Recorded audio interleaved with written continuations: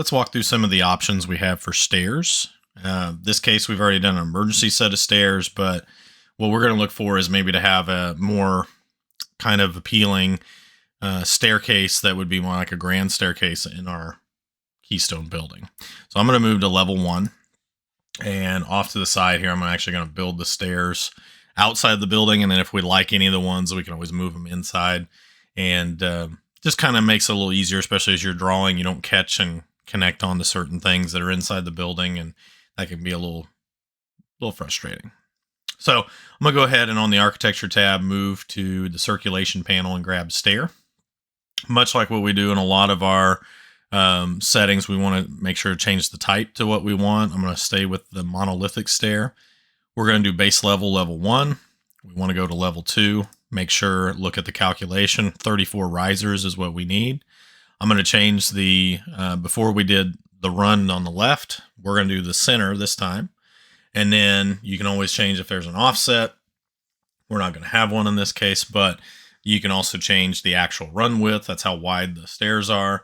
And right now, these are stair by component. So you'll notice here are the components, and the very first one we have is a straight set of stairs. So anytime you draw stairs, you click where you want them to start, and then at the bottom, you'll notice that as you move your cursor, that it says how many risers are being created and how many are remaining. So again, we need 34 risers to get from level 1 to level 2 as it's done by the calculation. So that means I would have to take this straight run all the way up to be able to generate the stairs. So I'm going to select the green check mark.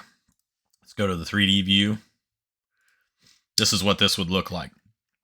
Now, in a lot of commercial buildings, you're not going to see 34 straight steps of stairs or run like this. So you're going to end up needing like a landing.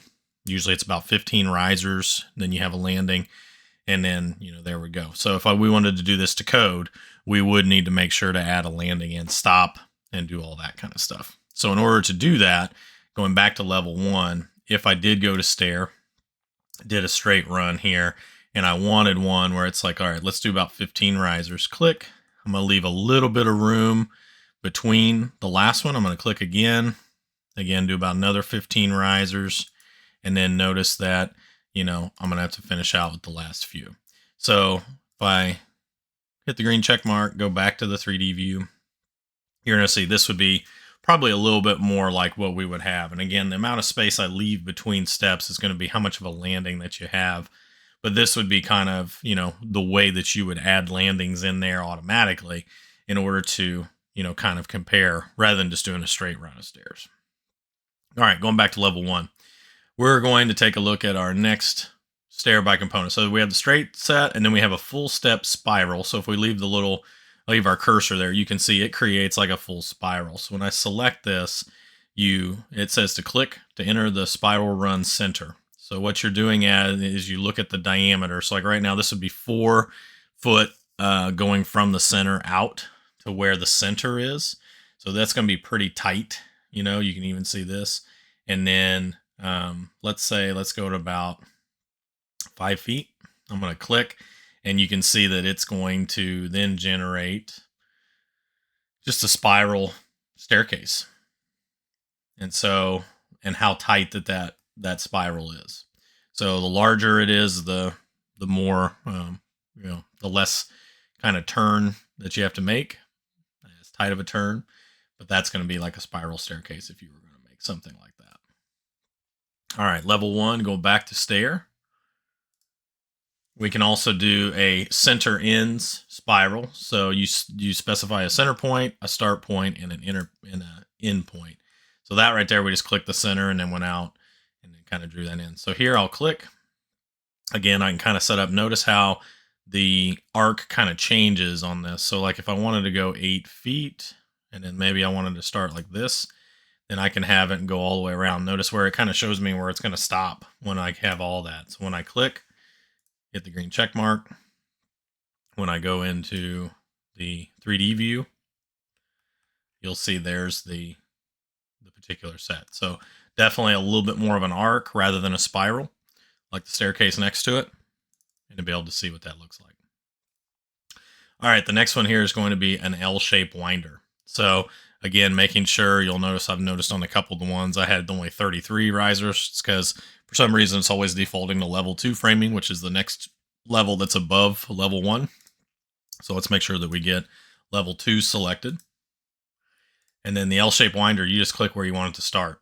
And then there you go. It just adds it in. It may tell you, like here, based upon the railing may not be very continuous, and that's because of the tight 90-degree turn that it has to make. But when we look at the 3D view, there's what the L-shaped winder looks like for your stairs. And again, they're just talking about the railing path. So what it is there's a little break there in the railing that's causing that error message. So you can always change some of the railing. You can take it off, add some of it back, but there's some things there with that. All right, now with stairs, our last one set is going to be a U-shaped winder. So when you put that in, again, making sure, let me make sure I'm on level 2 here. Click apply, then grab the U-shaped winder. So it's just going to create a U-shape in there. Again, I'll probably get a same warning about the railing because of it being such a tight turn. It has a hard time trying to maintain the railing to be where it's connected. So that's why that's kind of showing up. I wouldn't let that be anything that worries you, but it's just one of those things that you can kind of see there. So there's the U-shaped winder where you end up just having coming up, and then the stairs. Honestly, if we were going to do more of a proper U-shaped winder, we would probably come up, leave this portion as a landing, and then have the rest of the stairs come up this way. So, but depending upon what kind of, setup you have or anything like that, just want to show you the different kind of stair by components that you can use. If I go back to level 1, if I like one of these, like I'm a little partial to this one right here, what I can do is if I select it, and then if I select the move, I can actually choose how I want to move it. So I'm going to click on it, and then I can actually kind of move it into my building. So there's a set of stairs in there. If I go back to my 3D view, I'll be able to see kind of where those stairs are at. So it looks like I kind of added them to go up through the green roof, so maybe not the best place for them. Let's go ahead and just move it. And let's do right here, actually. So now you'll see that in your building, you'll see some railing come through the floor, which we'll show you how to add in openings for the floor, so that way the railing will be in there. But here is where we can hide some of the walls. Then that way we can go ahead and just get a better look at this. But if we wanted to utilize one of the stair by components, if it makes sense, if it looks good to you, you can use one of these in your building and just kind of see how this is going to work. But just wanted to show you what are some of the options that are available. And then that way you can see how the stairs come up, and then it comes and reaches up to the second level. All right, this has been a look at the stair by component kind of feature within Revit. In the next video, we're going to take a look at stair by sketch. Gives you a little bit more freedom to come up with new designs and add some different components to your stairs to make them look a little bit more, add to the aesthetics of your building, really. And we're just going to continue to look at some of those vertical circulation elements.